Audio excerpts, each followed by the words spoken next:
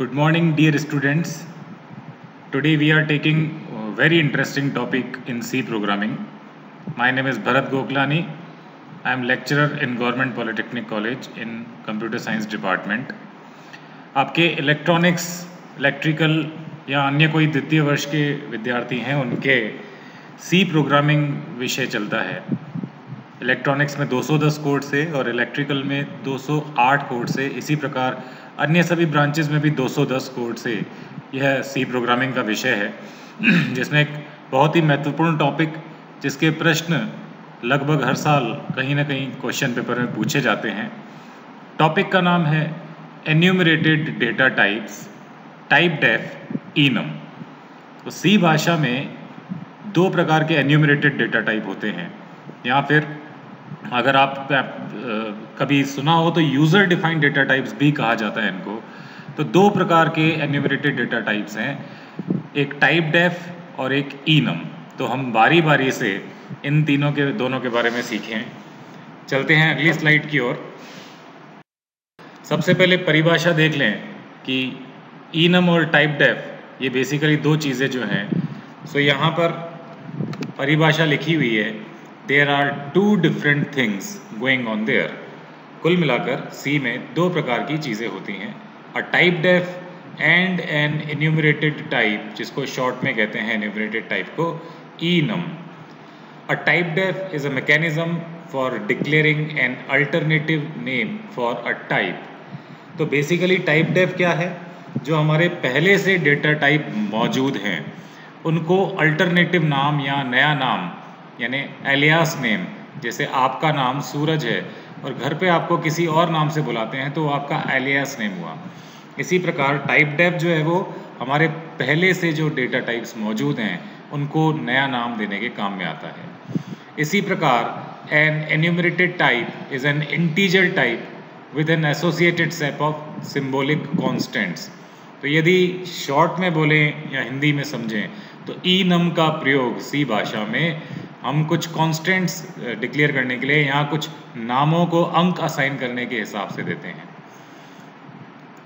तो enum is an integer type with an associated set of symbolic constant representing the valid values of that type. तो अगली slide में इसके बारे में और आपको विस्तार से समझ में आएगा। सबसे पहले हम टाइप डेफ का एग्जाम्पल देख लेते हैं। The C programming language provides a keyword called type def which you can use to give a type a new name. type def एक विशेष प्रकार का कीवर्ड है सी भाषा में, जिसका उपयोग हम लोग किसी भी डेटा टाइप को नया नाम देने के लिए कर सकते हैं। Following is an example to define a term byte for non-byte numbers। जैसे मैंने लिखा टाइप डेफ, उसके बाद एक डेटा टाइप लिखा हुआ है, आपने पिछले लेक्चर्स में सीखा था अनसाइंड कैर। अब ये थोड़ा सा लंबा नाम हो गया, अनसाइंड कैर। यदि मैं इसका पूरा नाम बदल कर इसका नया नाम रखना चाहता हूँ और सपोज करो बाइट नाम रखना चाहता हूँ, तो इसके बाद जब भी मैं बाइट लिखूँगा तो इन शॉर्ट ये दो शब्दों को रिप्लेस कर देगा। अर्थात मैंने लिखा टाइप डेफ, यानी कि टाइप डेफ इस पूरे का नाम नया नाम कर दो बाइट। तो जो काम ये करता है वही अब बाइट करेगा। जैसे मैं बाइट B1 B2 डिक्लेयर करता हूँ तो B1 और B2 दोनों के दोनों क्या बन जाएंगे? अनसाइंड कैरेक्टर टाइप बन जाएंगे। तो कुल मिलाकर हम नया नाम रख सकते हैं इस पूरे अनसाइंड कैर का बाइट के रूप में। By convention, uppercase letters are used for these definitions to remind the user that the type name is really a symbolic abbreviation। आमतौर पर हम लोग जब भी इस प्रकार टाइप डेफ से किसी को नया नाम देते हैं तो कैपिटल अक्षरों का यूज़ करते हैं, परंतु ऐसी कोई बाध्यता नहीं है। यह सिर्फ अपनी सुविधा के लिए है कि समझ में आ जाए कि हाँ भाई ये कैपिटल लेटर में यूज़ हुआ है, इसका मतलब किसी न किसी का हमने टाइप डिफाइन किया है। आप छोटे अक्षर भी यूज़ कर सकते हैं, परंतु उससे कन्फ्यूज़न रहता है। So you can use type def to give a name to your user defined data types as well. For example, you can use type def with structure to define new data type, that then use the data type to define structure variables directly as follows। तो जब हम आगे पढ़ेंगे structure chapter आएगा, वहाँ type def का खासा use होता है, क्योंकि स्ट्रक्चर में जब हम कोई वेरिएबल डिक्लेयर करते हैं तो कोई बड़ा सा नाम होता है।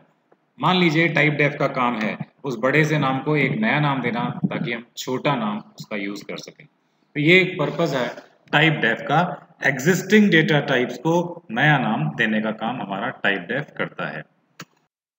अगली स्लाइड की ओर, यहाँ एक बहुत ध्यान देने योग्य बात है, एक टर्म है हैश डिफाइन। तो टाइप डेफ और हैश डिफाइन में क्या अंतर है? वैसे तो टाइप डेफ भी हैश डिफाइन की तरह ही काम करता है, किंतु इन दोनों में दो अंतर हैं खास। So hash define is a C directive which is also use to define the alias for various data types. जिस प्रकार टाइप डेफ सी भाषा में डेटा टाइप्स का एलियास यानी दूसरा नाम देने का काम करता है, उसी प्रकार हैश डिफाइन भी सी का एक डायरेक्टिव है जो एलियास घोषित करता है वेरियस डेटा टाइप्स के, similar to type def but with the following differences. पर इनमें दो अंतर होते हैं। Type def is limited to giving symbolic name to types only, यानी कि टाइप डेफ क्या है, लिमिटेड है, ये केवल एग्जिस्टिंग डेटा टाइप जो है हमारे को उनको नया नाम देता है और वो नया नाम भी एक शब्द ही होना चाहिए। whereas hash define can be used to define alias for values as well, यानी कि अगर हम कुछ वैल्यूज को भी देना चाहते हैं अंक, जैसे कि मान लीजिए यू कैन डिफाइन 1 एज 1, अगर मैं लिखूं हैश डिफाइन 1 आगे स्पेस ONE, तो जहाँ जहाँ पे कंप्यूटर 1 पड़ेगा उसकी जगह ONE कर देगा। तो अपनी सुविधा के लिए अपने प्रोग्राम में अपने कुछ इजी बनाने के लिए हम हैश डिफाइन का भी यूज़ करते हैं। दूसरा अंतर यह है, hash type def interpretation is performed by the compiler. Type def का जो पूरा इंटरप्रिटेशन है, यानी कि इसको जो कन्वर्ट करने का काम है वो कंपाइलर करता है। Whereas hash define statements are processed by the preprocessor. परंतु आपको बताया था हैश का निशान जो है वो क्या कहलाता है, प्री प्रोसेसर डायरेक्टिव। तो जिस भी चीज़ के आगे हैश लग गया इसका अर्थ है कि वो कंप्यूटर को बताएगा कि पहले मुझे प्रोसेस करो, because it is preprocessor directive. So hash define statements are processed by the preprocessor. एक एग्जाम्पल से हम इस चीज़ को समझ लेते हैं। The following example shows how to use hash define in a program. एक पर्टिकुलर एग्जाम्पल से आपको पता पड़ रहा है कि हैश डिफाइन को हम कैसे इस्तेमाल करें। जैसे आपने ऊपर हेडर फाइल लगाई हैश इंक्लूड stdio.h, उसके नीचे आपने लिखा hash define true 1, then hash define false 0। Main function में आए और यहाँ लिखा printf value of true is equal to %d आगे ट्रू और value of false is equal to %d आगे फॉल्स। तो आपको बेसिकली जो ट्रू के अंदर वैल्यू है, अब ट्रू को हमने क्या वैल्यू डिफाइन की है 1, तो यहाँ छप जाएगा वैल्यू ऑफ ट्रू 1 और वैल्यू ऑफ फॉल्स छप जाएगा 0। तो नीचे देखिए क्या इसका आउटपुट आया है, When the above code is compiled and executed। तो मैं आपसे फिर से पूछूंगा कैसे करते हैं कंपाइल और एग्जीक्यूट। कंपाइल करने के लिए हम प्रेस करते हैं ऑल्ट के साथ F9 और एग्जीक्यूट या रन करने के लिए हम प्रेस करते हैं कंट्रोल के साथ F9। तो when the above code is compiled and executed it produces the following result। इसका सीधा रिजल्ट छप रहा है value of true 1, value of false 0। तो यहाँ आपको क्लियर अंतर समझ में आया होगा। टाइप डेफ और हैश डिफाइन में अंतर ये है, टाइप डेफ केवल किसी पुराने डेटा टाइप को नया नाम देने का काम करता है। हम यहाँ किसी भी सिंबल को या किसी चीज़ को, अंक को कोई नया नाम नहीं दे सकते, परंतु हैश डिफाइन के साथ यह कंडीशन नहीं है। हैश डिफाइन के साथ हम वैल्यूज़ को भी नया नाम दे सकते हैं, जैसे मैं 1 को ONE लिख सकता हूँ। तो ये बेसिकली अंतर है टाइप डेफ और हैश डिफाइन में। तो यहाँ इस टॉपिक में जो अब अंतिम चीज़ रह जाती है वो रह जाती है एन्यूमरेशन। तो आगे चलते हैं अगली स्लाइड की ओर और पढ़ेंगे एन्यूमरेशन क्या होता है। तो यहाँ परिभाषा लिखी हुई है, enumeration is a user defined data type in C language. Enumeration C language के अंदर एक यूजर डिफाइंड डेटा टाइप होता है। ये आपको विशेष ध्यान देना है कि एन्यूमरेशन एक यूजर डिफाइंड डेटा टाइप होता है और शॉर्ट में इसे enum से नाम से भी जाना जाता है। It is used to assign names to the integral constants. संख्याओं को नाम असाइन करने का काम करता है enumeration.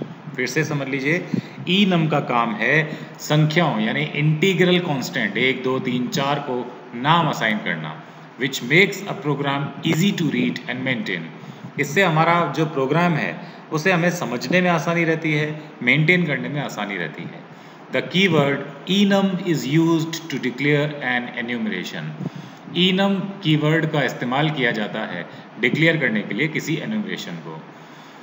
Here is the syntax of enum in C language। C language के अंदर enum का सिंटैक्स कुछ इस प्रकार है। सबसे पहले हम लिखेंगे enum जो कि एक कीवर्ड है, फिर उसका नाम, enum का क्या नाम रखना है, enum नेम वो लिखेंगे, और मंझले ब्रैकेट्स के अंदर हम कॉन्स्टेंट्स यानी कि जो नाम हमको असाइन करने हैं उनका नाम लिखेंगे, const1 const2 और ऐसे कंप्लीट लिखने के बाद फिर से मंझला ब्रैकेट बंद और फिर से सेमीकोलन। तो the enum is keyword also used to define variables of enum type। There are two ways to define variable of enum type। देखिए यहाँ लिखा हुआ है enum जो कि कीवर्ड है, फिर enum का जो नाम रखा है हमने मान लीजिए रखा है वीक, और फिर मंझले ब्रैकेट्स में हमने लिखा है Sunday, Monday, Tuesday, Wednesday, Thursday, Friday and Saturday. एक तो तरीका यह है कि मंझले ब्रैकेट्स के अंदर हम लोग इस प्रकार से लिखें, और दूसरा तरीका है enum वीक डे। अब देखते हैं कि इनका उपयोग कैसे होगा। Here is an example of enum in C language। अगली स्लाइड में हम पढ़ लेते हैं कि किस प्रकार एक प्रोग्राम के द्वारा हम लोग enum समझ सकते हैं। तो फिलहाल के लिए इतना समझ लीजिए कि enum जो है कुछ इंटीग्रल कॉन्स्टेंट्स को नाम असाइन करने के काम में आता है, और enum बेसिकली एक यूज़र डिफाइंड डेटा टाइप है जिसका उपयोग हम प्रोग्राम को आसान बनाने के लिए या उसको मेंटेन करने के लिए यूज़ करते हैं। आगे स्लाइड में, और ये प्रोग्राम आखिरी स्लाइड है हमारी, प्रोग्राम हमने बनाया है हैश इंक्लूड std.h जो हमने हेडर फाइल डाली है, देन हमने मेन के ऊपर देखिए enum को डिक्लेयर किया है ताकि ये ग्लोबल बन जाए। जब भी कोई चीज़ मेन के ऊपर डिक्लेयर करेंगे तो एक तरह से वो ग्लोबल बन जाएगी और उसे पूरे प्रोग्राम में कहीं भी इस्तेमाल किया जा सकता है। परंतु यदि कोई चीज़ मेन के अंदर डिक्लेयर की जाएगी तो वो केवल मेन का ब्रैकेट बंद होने तक, यहाँ तक ही उसका उपयोग होगा। आगे आप देखेंगे कि हम प्रोग्राम जो बनाएंगे उसमें मेन के ख़त्म होने के बाद आगे और प्रोग्राम चलता है, ये हम अगले चैप्टर्स में सीखेंगे। तो फिलहाल हमने enum मेन के ऊपर डिक्लेयर किया है, enum वीक। अब यहाँ लिखा है Monday is equal to 10, MON is equal to 10, Tuesday, Wednesday, Thursday, फिर Friday 10, Saturday 16 and so on. जो आपकी वैल्यू मर्जी पड़े जो आपने डाल दी। फिर enum डे, यहाँ पर enum लिखा है day, Mon, Tues, Wednesday, Thursday, Saturday and so on, जो आपकी वैल्यू यहाँ पर मर्जी पड़े दी है। अब समझ लेते हैं कि ये काम कैसे करेगा। printf आपने यूज़ किया है अंदर, the value of enum week, यहाँ पर देख लीजिए enum वीक, तो ये तो एज इट इज छपेगा इस %d/t। तो बेसिकली यहाँ पर टैब मारते जा रहे हैं और वैल्यूज छापते जा रहे हैं और साथ में वैल्यूज है ये। तो आप देखिए मंडे में अगर 10 आया है तो ट्यूसडे में क्या आना चाहिए, ऑफ कोर्स 11, फिर 12, फिर 13, परंतु फ्राइडे आपने फिर से 10 से इनिशलाइज कर दिया, सैटरडे आपने 16 से इनिशलाइज कर दिया, तो अब अगला संडे में क्या आएगा 17। कुल मिलाकर इसका आउटपुट आएगा 10, 11, 12, 13, 10, 16, 17। तो ये देखिए नीचे आया the value of enum week 10, 11, 12, 13, 10, 16, 17। और इसी प्रकार से अगर हम दूसरे enum की बात करें, the default value of enum day. अब यहाँ हमने कुछ भी नहीं डाला है, अब कुछ भी नहीं डाला है तो फिर मंडे में वो क्या लेगा। ऐसी चीज़ों में मंडे में डिफ़ॉल्ट वैल्यू आ जाती है और शुरुआत होती है हमेशा 0 से। तो यहाँ इसकी वैल्यू हो जाएगी मंडे की 0, 1, 2, 3, पर यहाँ हमने क्योंकि वैल्यू डाल दी तो 18 छपेगा, यहाँ भी वैल्यू डाल दी 11 छपेगा। अब यहाँ नहीं डाली है तो 11 के आगे वाली वैल्यू छपेगी। तो कुल मिलाकर इसका आउटपुट आना चाहिए 0, 1, 2, 3, 18, 11, 12। तो यहाँ देख लीजिए the default value of enum day 0, 1, 2, 3, 18, 11, 12। ठीक है, तो मैंने आपको बताया था जब भी आप मेन के साथ void यूज़ करते हैं तो नीचे get ch लिखें, और मेन के साथ int यूज़ करते हैं तो नीचे return 0 यूज़ करें। तो ये बेसिकली enum का उपयोग था जिसे आपने अच्छी तरह से समझ लिया होगा। In above program 2 enums are declared, ऊपर वाले प्रोग्राम में 2 enum डिक्लेयर हुए हैं as week and day outside the main function. In the main function the values of enum elements are printed। आपको जैसा बताया मेन के ऊपर हमने इन enum की घोषणा की है और मेन के अंदर इसकी वैल्यूज को हमने प्रिंट किया है, जो कि संभव है क्योंकि ये जो दोनों चीज़ें हैं वो आराम से इस पूरे प्रोग्राम में कहीं भी इस्तेमाल हो सकती हैं। आज के लेक्चर में आपने सीखा enum, टाइप डेफ और हैश डिफाइन के बारे में। उम्मीद है आपको ये चीज़ें समझ में आई होंगी। अगले लेक्चर में और हम इम्पोर्टेंट टॉपिक लेके आपके सामने आएंगे। तब तक धन्यवाद।